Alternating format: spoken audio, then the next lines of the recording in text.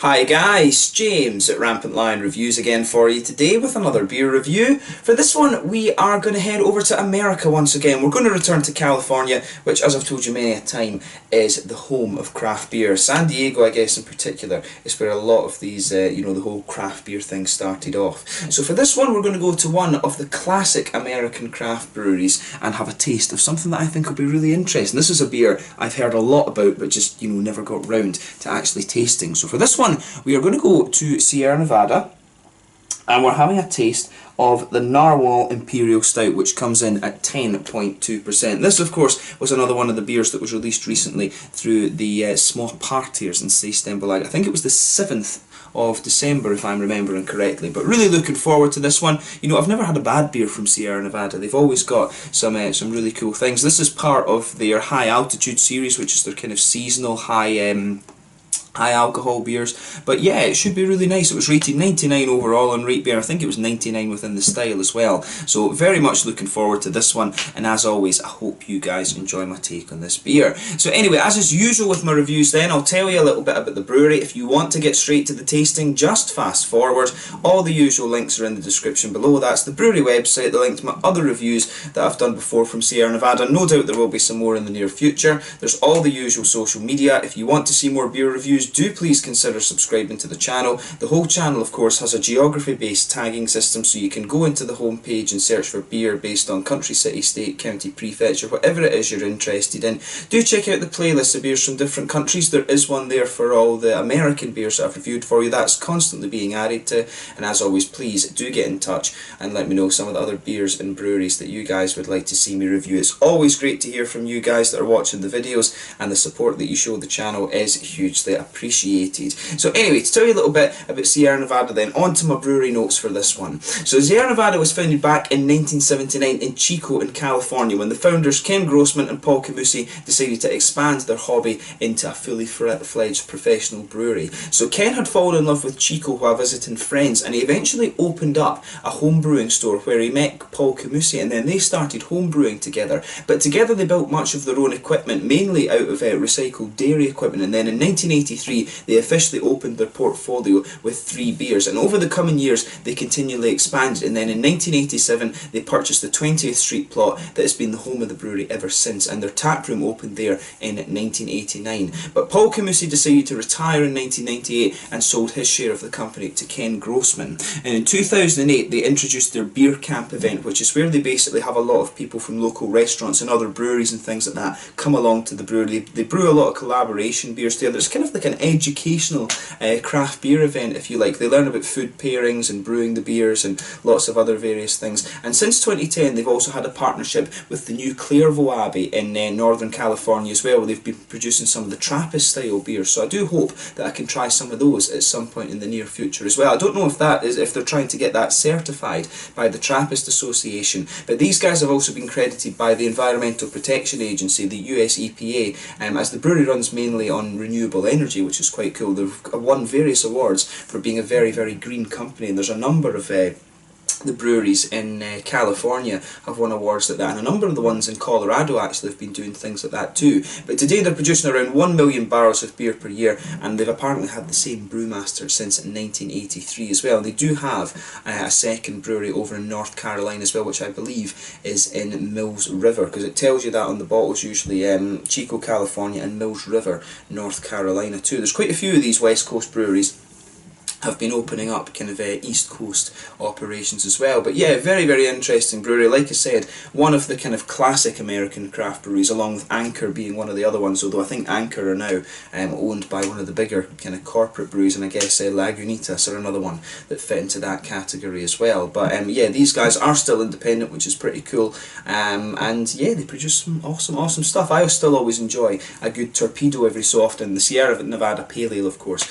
is a little bit of one of of these kind of classic beers. But yeah, that's all you really need to know about them just now. They've got a whole host of different beers. They're always releasing new things, which is pretty cool, especially for an established brewery. But they do have their core range, and they've got these kind of regular seasonal beers that they do as well. But yeah, if you want to learn more, check out the brewery website in the description below. You can follow them on Facebook and Instagram and things like that. But let's get on to the actual tasting of this beer itself. So the stats on this beer, as I mentioned to you earlier, it's a 10.2% Imperial Stout. It's hot with Magnum and Challenger, and it's got a malt base of 2-row pale, chocolate, honey, carafa, and roasted barley in its malt base. So yeah, it should be really interesting. Let's get the computer off. Brewery notes we don't need anymore, and we can get on to actually tasting this beer itself. It says on the back here, inspired by the mysterious creature that dwells in the deepest Arctic seas, the Narwhal Imperial Stout, midnight black and bold, with notes of baker's cocoa and dark roasted coffee. This massive Imperial Stout is incredibly complex and explores the darkest depths of flavour. So, yeah, it should be quite interesting. There you can see the Narwhal with its kind of trademark horn on it there. I do like that. This one, of course, was imported into Sweden by Wicked Wines. You can see on the top, nicely, you know, it's got one of these nice little top labels, and there of course is the standard Sierra Nevada bottle cap. I don't think I've got a black one actually, so I will need to add that to my bottle cap collection. But yeah, let's get it out and we'll get on with the tasting then.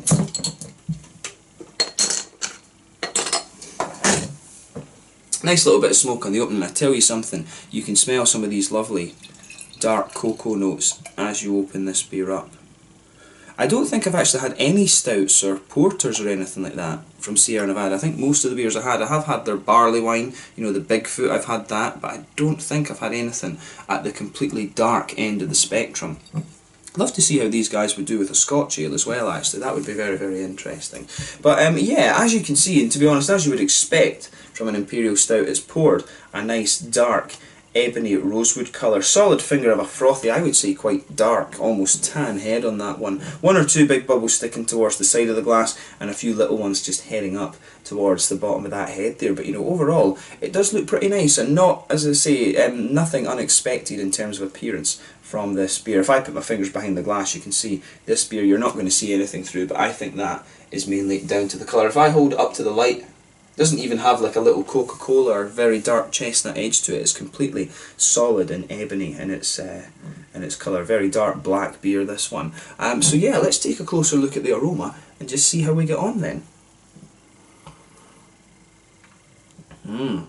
Right, when you go a little bit closer into it, it becomes a little bit sweeter actually. It becomes a little bit more bready and things. You can definitely smell a little bit of that nice almost brown bready base to this beer. When you open it up and it starts to let all these things out of the bottle, it smells very chocolatey. You can smell a little bit of a kind of almost charred chocolatey aroma from this beer. Some of the red fruits are coming out, like a sort of candied red fruit, a little bit of a kind of figgy sort of thing too.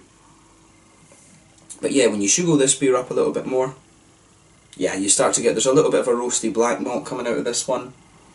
You can smell the chocolate. For me, the chocolate's quite a high cocoa chocolate, you know, 80–90% cocoa. It's definitely got that charred chocolatey element to it as well. I think there's a little bit of a brown sugary note in there as well. There's definitely a little bit of a kind of caramelly, toasty caramel note to this beer as well. I guess that'll be the 2-row, and also I think they said there was carafa in this one, if I'm remembering rightly. But yeah, you can smell that as well. There's a little bit of earthiness from the hop. Maybe a little touch of a woody note in there as well, actually. Kind of just, yeah, a little bit of a kind of woody element to this one. Freshly cut wood. Yeah, I don't think it's really nutty. Overall, this Imperial Stout for me, the aroma doesn't jump out of the glass at you too much. It's a little bit kind of subdued, but when you sugar the beer up, you can see some of the complexity from this beer. There was a lot more kind of came out of this one when I opened up the bottle than there was when I put it in the glass and try and let it open up a bit. But yeah, malt base on this one seems nice. Yeah. I like how everything's going together in that one. The malt base has a good balance between sweetness and some of the more roasty elements, I would say. But I think this is going to be, you know, quite complex, this beer. You can pick up a little bit of an earthy hoppiness. This one, maybe there's a little touch of grassiness coming out in the aroma as well. You know, you can age these beers for, you know, 8, 9, 10 years. I really just wanted to try it. And this, you know, it is fairly fresh, to be honest, as well. This is the 2018 batch. and it takes them about 3 months to get it into Systembolaget over here. But yeah, in terms of fruitiness of the beer, I would say mainly a kind of light, it's maybe got a little touch figgy, but it's got a nice kind of light candied red fruity ester to it, you know, almost like these little heart-shaped sweets that you get in Haribo Starmuts. If you open up a bag of the Haribo Starmuts and stick your nose in, you know, it's that sort of candied strawberryish note you're getting out of this beer. But as I say, it's not too prominent. The aroma, for me, isn't particularly jumping out of the glass with this beer. You got a lot more out of this one just when you opened up the bottle and smelt it for the first time. But yeah, when you sugar it up, as I say, the beer, it opens up a little bit and you start to get some interesting things out of it. So yeah, just try that with this beer. But let's have a taste of this one then. So this one is the Narwhal, the 2018 edition, one of our recent small party releases through Systembolaget here in Sweden. Let's have a go at this. I'm very excited to see how this turns out. The Narwhal from Sierra Nevada over in Chico in California, 10.2% Imperial Stout. Let's get stuck in. Slàinte, skål.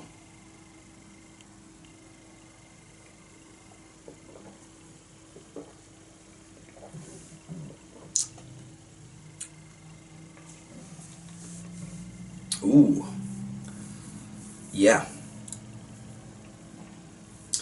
that's interesting. What I'll say straight away, the first thing I'm noticing with this beer is how clean the mouthfeel is. And then the further and further into the aftertaste you go with this one, this beer just gets more roasty, and it's the roasty notes coming out of this one, the roasty black malt. You can just feel the middle of your palate just almost drying out, and these roasty black malt notes start to come out of the beer.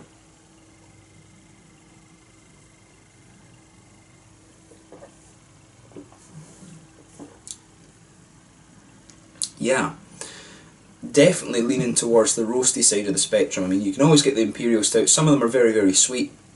Some of them are really roasty and toasty, and some of them kind of find a balance in the middle. This one for me is at the roasty side of the spectrum, 100%. But yeah, it's a nice beer. It's a nice beer. If you like a big roasty toasty Imperial Stout, this is one that is going to be right up your alley. And it's kind of cool actually. I've been able to try a few of these kind of classic American Imperial Stouts and things like that recently. There's still a couple of them that I would like to have a go at. I mean, the ones that we get over here in Europe, you get the 1050 from Oscar Blues and things like that. You get the Speedway Stout from AleSmith and things too. Now I've been able to have a go at the Narwhal, but yeah, this is a nice beer that, you know, straight away thumbs up to Sierra Nevada for this one. If you enjoy a big roasty Imperial Stout, this one is certainly going to fill a corner for you.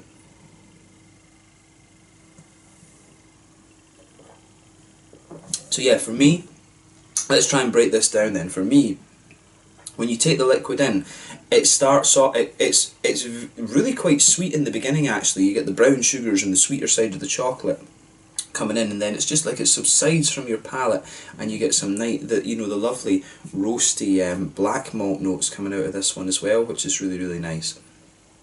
So yeah, with this beer then you can feel some of that pale malty quality, the 2-row pale malt, you can feel that just forming the base of the beer, and the roasty black malt is just kind of like infused into that. And as I was saying, when you go further and further into the aftertaste, the malt base just kind of like dries out a little bit, and that roasty black malt character just comes out more and more and more.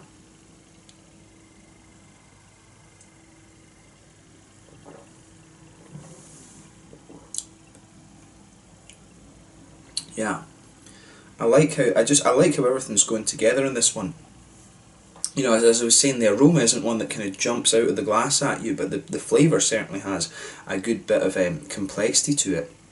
So as I'm saying, pale malty base, roasty black malts in there. In the centre of your palate, I think I can find there's a little bit of a caramelly sweetness to this one. You can definitely pick that up in this beer. There's a little bit of that caramel sweetness in there. It's got a nice little bit of a kind of toasty quality to it as well, but then there's some nice kind of chocolatey notes you can feel. Again, for me, the chocolatey quality in this one is a kind of well-fired, it's almost like a well-fired chocolate, if you like. It's almost like you just take a bar of Marabou or something like that, or Cadbury's, whatever, and just, you know, take a Bunsen burner to it and put a charred edge on it. That's how it really comes across in this one. But it's quite a high cocoa chocolate, like I was picking up, pardon me, in the aroma. It's a sort of high 80-90% cocoa chocolate that comes out in this one. But to me, yeah, really, really nicely balanced beer this. I like how everything goes together in that one. When you go a little bit further forward on the palate, you get a little element of a woody quality to the beer as well. Maybe there's a little touch of nuttiness in the centre of the palate too, but the nuttiness for me is very minimal. It's the woody quality that's there, and that's kind of mixing in with the roasty black side of the beer as well.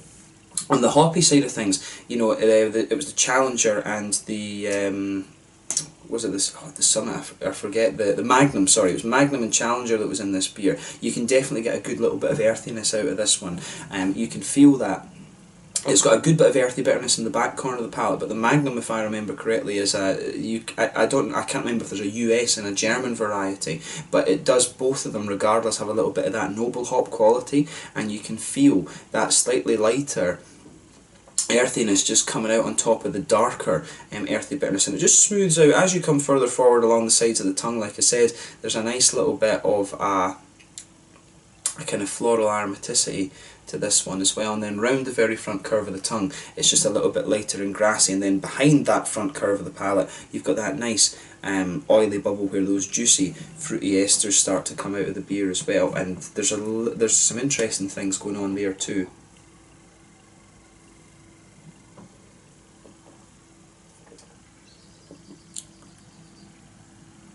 Yeah, so for me,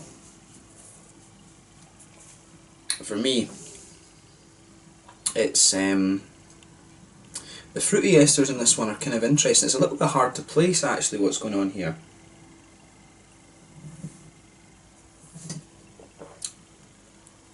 Yeah, so for this one, it's got a little, it comes in and it's interesting. This beer seems to be a beer that changes over time, if you like. It's just, it comes in one way and then it just fades away and it's got a completely different flavour. When you have the liquid on your tongue, it's got a little bit of an almost like plummy sharpness to it. It's got a little bit of the sharper red fruity esters, but the further into the aftertaste you go, that fades away quite quickly. You can still detect a little touch of the sharpness, but then it just becomes more and more of a kind of lighter figgy fruity ester as well, and it's just interesting how it does that. And the thing, as I say, that really sits on the aftertaste of this one, there's a bit of the woody quality in the middle of the palate, and then a nice roasty black malt note to it as well, which is interesting. This is a nice beer, as I say. I like how everything goes together in this one. Definitely on the more roasty, toasty side of the Imperial Stout scale, and yeah, it's good. So have a go at this one for yourself. In terms of coffee notes from the flavour, I'm not really getting that coffee-ish smoothness from it. It's more of a roasty black malt to me. A lot of people will say, yeah, the roasty black malt is like a coffee flavour. To me, it's not. I mean, I've had a lot of coffee stouts recently, some very good ones from Brewery here in Sweden, and this beer doesn't quite have that coffee sweetness, that coffee smoothness, sorry, and this one for me is a roasty black malt beer, but it's nice. I certainly like this one, and it's been cool to try this for the first time. I guess if you aged this beer, it would sweeten up a little bit. You'd get more of the chocolatey notes coming out and more of the kind of brown sugary notes in this beer as well, whereas it's just got a little bit of that kind of sweet, kind of toasty caramel in the middle of the palate. I'd be interested to see how this one aged, but this was a beer, like I said, I hadn't had the opportunity to try this one before it came out, and I just wanted to kind of get the review done and out there. I really was just curious to try this beer. But yeah, overall, very, very nice Imperial Stout. It's definitely got that complexity to it that wasn't showing too much in the aroma, to be honest. And if you like a nice roasty toasty Imperial Stout, this is one that I think you really will enjoy. In terms of the mouthfeel, this one for me is the top end of mid-bodied, bottom end of full-bodied. For the Imperial Stout style, for me, it's got a very clean mouthfeel. It's a bit lighter than some of the other Imperial Stouts you're going to come across. It's nowhere near as oily and creamy as this style can be, but that suits it. It actually brings out a little bit more of the hoppy bitterness and some of the roasty black malts as well, but as I say, that will change if you age this beer a little bit, I'm sure. In the malt base, mainly roasted, like I said, but it's sweet at the start and then kind of transitions into this kind of very roasty aftertaste. It's got a good little touch of hoppy bitterness to it. I'd guess overall, in terms of bitterness, this beer's maybe around the sort of 40 maybe even pushing 50 IBU mark, but that's a combination of the malt base and the hops in this one for me. But yeah, malt base has a little touch of sweetness, but mainly roasty qualities, a little bit of hoppy bitterness to the beer as well, and some juicy kind of fruity esters as well that start off quite sharp and just kind of transition out to be a little bit sweeter in the end of the taste. But yeah, overall, really interesting beer, this one. It's cool to try another one of the kind of iconic Imperial stouts, if you like, so it's been very cool to review this one, and I hope you guys have enjoyed my take on this beer. So yeah, the Narwhal Imperial Stout, the 2018 edition from Sierra Nevada Brewing Company over in Chico in California. Really cool to review this beer, and I hope you, as I say, I hope you guys have enjoyed my take on this one. So once again, thank you for watching my beer reviews. Until the next time, please like, subscribe, share, all the usual YouTube stuff. Let me know your own thoughts on this beer in the comment section below. Let me know what your favourite beers are from Sierra Nevada, of course, and as always, I'll catch you guys again very soon with another beer review. This one, the Narwhal Imperial Stout from Sierra Nevada Brewing Company. Really nice, roasty, toasty Imperial Stout, this one. So until the next time, it's Lance just now, and I will catch you guys very soon. Skål.